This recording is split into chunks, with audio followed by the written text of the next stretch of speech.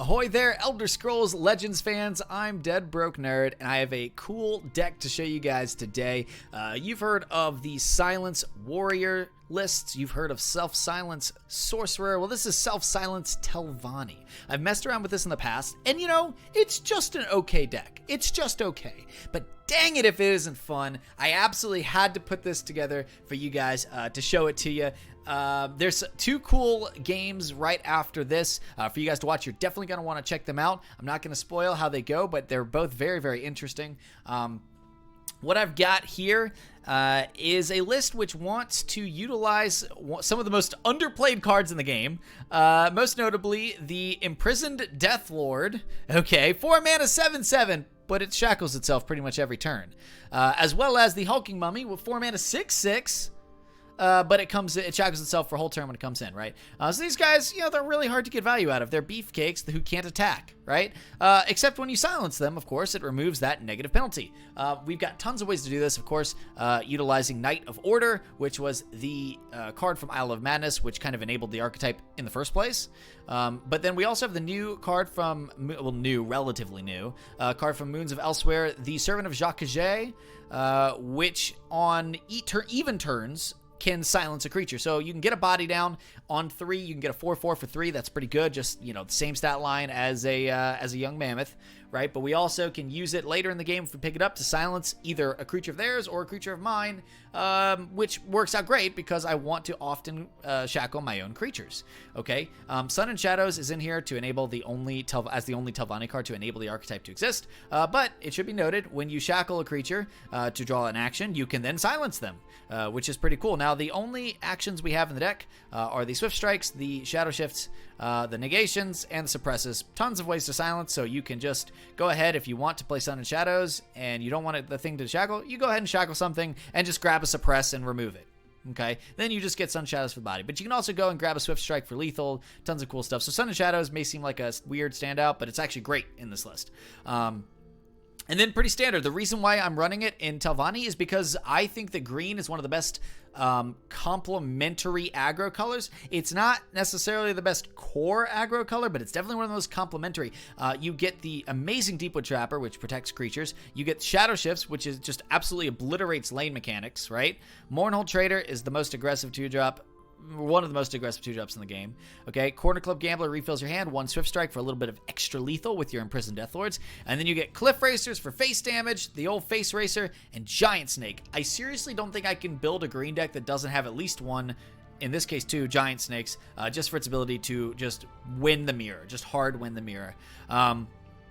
Everything else is pretty simple. You've got Dress Renegades, which are able to remove shackles from things, including your Vigilant Ancestors. These guys don't mind getting silenced either if you're willing to give up guard. The point is, we're playing overstated things, and we're hopefully drawing enough silences to remove the negative penalties of it. Ideally in cards that are already good to play, like Servant of Jacques, where you get a body associated. The worst case scenario, you put the Skinned Hound buff and at least you give your Deathlord guard, right? It just enabling these creatures to be used. It kind of plays like the old Silence Priest deck from Hearthstone. If anyone's a Hearthstone fan, it's the same concept, guys. So anyways, I think it's pretty fun. I think it's definitely different and cool, and it can be really fun to beat somebody down with a garbage card like Imprisoned Deathlord. Very memey, but hopefully you guys will enjoy it. If you do, please like the video. It's very, very helpful. Consider subscribing. That's the best way to support me. That is non-monetary. So if you're like, well, this DB, he's okay, I want to back him up, just click that subscribe button. It's very helpful. Helps grow my presence on YouTube, which is just super great. And if you have any ideas for the list, comments, you guys have any thoughts on it, questions, anything, go ahead, drop them in the comments below. I'm happy to talk to you guys about it, about pretty much anything Tesla related. So you know, don't hesitate at all. Okay, I'll definitely try to get back to you. Anyways, guys, this is the Self-Silence Telvanni. Hope you guys enjoy. All right, here we go. Hopefully this game will be an awesome one. Full disclosure, I have currently played, this is my 3rd game in recording, trying to find a cool game to attach to this video, in part because my first game was against a Tribunal, which I stomped, mostly because the Tribunal seemed to miss most of its curve. I then proceeded to lose. I'm actually gonna hold on to this hand.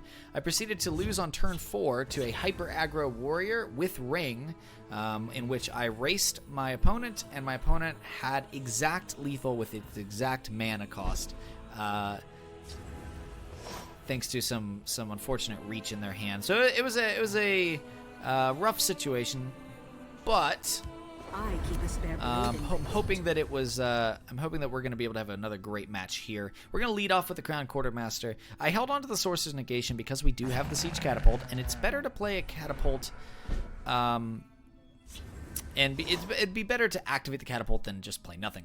So I'm going to swing for 2. I'm going to go ahead, and I'm going to put this Haunting Spirit over here to challenge the Slinking Jackal. Keep in mind, if it dies, we'll get to roll those stats over to the Crown Quartermaster. Now, what's cool is even if my opponent can kill the Crown Quartermaster, I'm going to be able to play one of these cards down, and since it's got cover, I'll be able to trade into the Slinking Jackal, making sure that those stats at least go somewhere, unless he Shadow Shifts.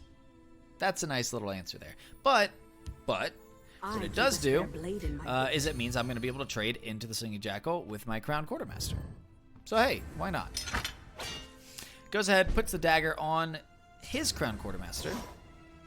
And let's see, what are we going to do here? We're going to take this trade. I'm going to go face for 3. I'm going to play the Young Mammoth. No. Do I want to play Mammoth or do I want to play... I kind of want to play Catapult. No, we're going to play the Mammoth. Do we want to put it Shadow? Do we want to just keep Jam and Shadow? I think we want to keep Jam and Shadow. We're going to keep Jam and Shadow. This is very tough for my opponent to deal with. If my opponent trades into our Young Mammoth, then it'd be like us putting it field. I'm already ahead. If my opponent hits face for 3, they're forced to either build into a field lane where I'm going to snowball harder, plus I have answers. Oh, this is great for us. We have a negation. Don't underestimate me. Sorry, I know I kind of lost my train of thought there, but this was an interesting line. I kind of want to pay attention to it. Okay, so it does 2 damage. So this is a very bursty assassin. This is like a tempo assassin. Okay. So point is, if I put my Mammoth over there, my opponent can probably trade with it very easily with only expending a 1 cost for my 3 cost, and then develop. I would rather have my stuff here than to have just a Crown Quartermaster gone and not have a Mammoth. And then if they were also able to deal with my Haunting Spirit, we would have missed the roll on the buff. So that's why I did that. What I want to do now, what I really want to do now, is get our Imprisoned Deathlord down, because that will be absolutely crazy with the Knight of Order. But we got to kill this Crown Quartermaster. That's just the reality. We got to kill this Crown Quartermaster. So we can do it a couple different ways, right? We can negate. That's definitely an option. We also can Shadow Shift our Haunting Spirit and trade, which rolls 3 damage over here that we can drive to our opponent's face, and then we can put the Deathlord down. Now, we are going to need to put the Deathlord down over here because we're probably going to want to use Knight of Order to spring it. I like to say spring it like it's in jail. It's imprisoned. We're going to spring it. Yeah, and so what we can do as well on that turn is ring the Catapult and Knight, and then we have a really good lane. So I think we're going to go with that. I think we're going to go Shadow Shift. We're going to pick up a card here, see what we get. It's a Shadow Fin. We're going to trade there. We're going to roll the stats over. Swing for 7, tap the ring, and slam the Imprisoned Deathlord over here. So that's pretty cool. We're going to have 7 damage in each lane. And between our negation, our Shadow Fin, or Knight of Order, like we've got a lot of ways to spring our Imprisoned Deathlord. It's good. This is good. This is going to be cool. We're going to have to see what our opponent does first, of course. And of course, if a bunch of buffs come out or cool effects, Knight of Order deals with those as well. I get the feeling that they're going to want to play field. I don't really think they're going to want to go Shadow on me.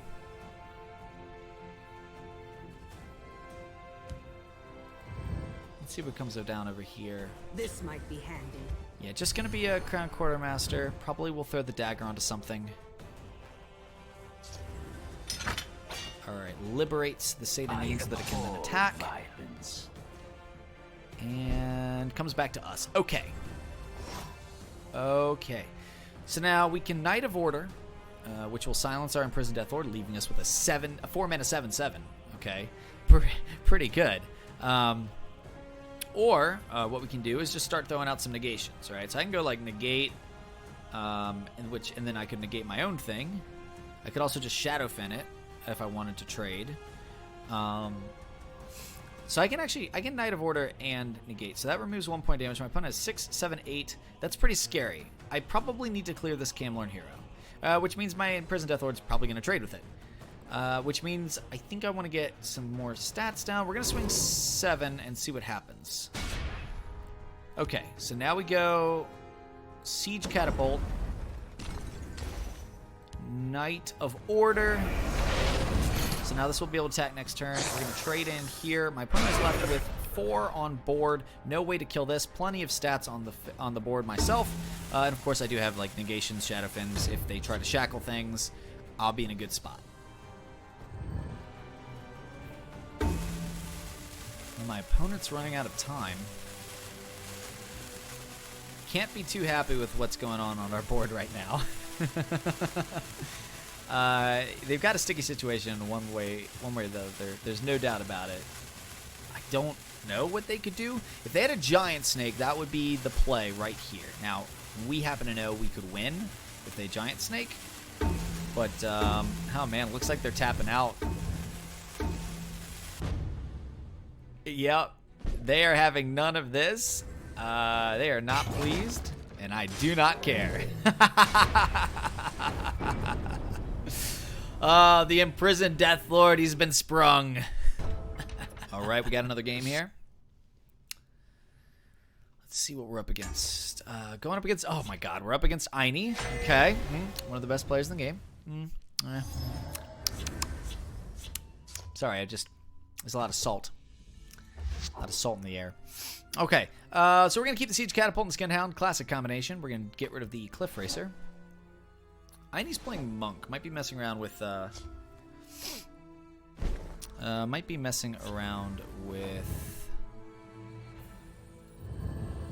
Control Monk. From what I understand, he's a fan of that.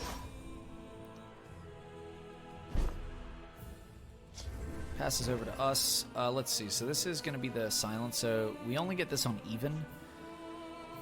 Trying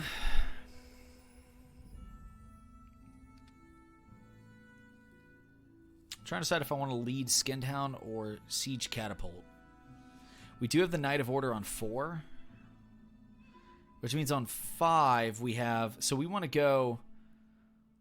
On 3, I guess we just want to play Skinned Hound.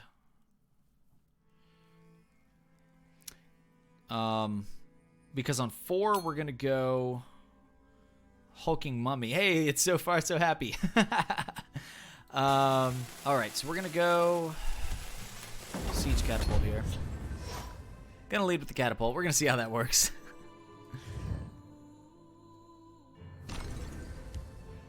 Alright, that's gonna be an Alfiq. Gonna grab guard. Okay. Okay, so this is gonna be a 2/2. I think I want to go... Hulking Mummy on 4, which means I want stats. I'm going to put the Servant of Jacques over here. It's going to give us another 4/4, this time for 3 mana. It's going to be Sanctuary Path. Okay. Alright, so now we're going to go Hulking Mummy over here. We're just bouncing back and forth between lanes. And again, what we're going to be able to do is Knight of Order... remove the shackles into here so we can actually fight some of these things. Ooh, so Aini has played a Fighters Guild recruit right into our trap. He's activated our trap card. Bam! Oh, then we hit a prophecy. I do not fear. Oh no. We do have a suppress. I'm immediately gonna throw it out. We can't afford to lose that tempo. We can't. Yeah, we can't afford to have a Fighters Guild crush our tempo here. We're gonna see a shear point come down. It's gonna remove one of those. We've still got some good damage over here. Probably gonna take both these guys in my Sea Ghost. No. Sets up the trade here for the shear point. Okay. So what I'm looking at here is a ward crafter to get this trade and then go face for 2. I mean, we can certainly avoid it if we want. So we could go like ward crafter and then like address renegade. I'm thinking I don't like playing dress renegade by itself. I'm thinking we just go ward crafter mammoth. So I think if we go ward crafter here, trade to mammoth, pass. We're splitting lanes a little bit here. Remember, if he shackles, which it's going to be hard for green, yellow to do, monk to do. I don't think control monk is ever going to run anything but sanctuary pet for shackling. There's the Murkwater Scourge. Okay, so that's a good thing that we killed that shear point. Otherwise, it was going to really hurt our creature there. There's a curse coming down, killing our ward crafter, and an execute killing our Knight of Order. We've got 10 damage that can go face here. Slime Marshblade is going to try to contest our young mammoth. So one thing that's annoying is that if this Murkwater Scourge attacks our hulking mummy, it is going to be able to get the curse, though, which can finish it off. So we're going to swing for 6 here to start. I think we're going to Shadow Shift, because that's almost certainly what we're going to end up doing at the end of the turn anyways. See what we pick up. A Sorcerer's Negation is nice. I'm going to swing for 4. So my opponent would normally, with a ring charge, be able to play Dawn's Wrath next turn, but that is not available because of all the ring charges have been expended. So we're going to go all in on this Shadow Lane here and see if we can grind this out. I'm going to give +2 and guard to my Dress Renegade. So we're doubled down here. We're all in on this lane. If we lose, whatever. I don't care. I'm still going to put this video in. We'll see. No shame in losing to one of the best, you know? Oh, God, that hurts. Oh, that hurts so bad. The Monk Strike is going to wreck us. What have we here? The Monk Strike is going to crush us here. Ugh. So it's going to have to kill that. Heals up to 14. Gets the curse. Is going to be able to go attack here and curse to finish it off. I mean, I assume. Yeah. You know, there was definitely a line negating this Murkwater Scourge. I really felt like going for this play. Technically, it's still not a bad one because it leaves us a hulking mummy, but unfortunately, that negation would have been much better served dealing with the Murkwater Scourge. I really felt like we could have we were going all in on the one lane with Skinned Hound, but it's quite possible the negation would have been a better usage. But that was a nice array of things. The Monk Strike being one of the only things that could have really saved him here. The forest is marked. So it's going to be a Leaf Lurker to execute, and this game is just going downhill now. If we don't get a creature soon, we probably are going to end up scooping. Now, it is notable, this deck does have some reach. We do have access to Cliff Racer. There's definitely some possibilities so far, so happy taunting me a little bit here. Yeah, it isn't looking good for the home team. Moongate's going to come down, get the Wax and Wane. Here comes the Queen's Captain, no doubt. That had to be the play there. Is going to kill my poor Deathlord. Oh, well. So unless we pick up another creature here soon, it's just going to be game over. We do have 2 negations in hand, but the resource extension from the Queen's Captain, it hurts, man. It hurts. That's what you get when you queue into number 23. So we're going to put down the Dragon Tail and the Hulky Mummy. This is our last opportunity to make something happen here. Guys, it all comes down to this. If we can't get one of these guys to go through to the face, it's just going to be GG. It's just going to be GG. Oh, come on, mummies. Come on, guys. We can do this. We can do this. Oh, man. See, in hindsight, regretting not negating the Scourge, but I really do think Monk Strike was one of the only things that could have got us there. We pick up a Cliff Racer. I think Aine's hoping to shut us out. Push for lethal next turn. But the Cliff Racer opens up some possibilities here. Unless Aine has lethal this turn. Well, starting to look like it. Power of the moons. Oh, the Swift Strike. Good game. The Swift Strike Dawnbreaker. At least it closed out and didn't drag on. So good game, Miney. But I think you guys could see the power of this list. Definitely would have been in a good position next turn to try to push for lethal. And, you know, we set up against a great player, great list that he's running. We still almost were able to snag it. So anyways, I hope you enjoyed the games. And I will see you for our next Elder Scrolls Legends video.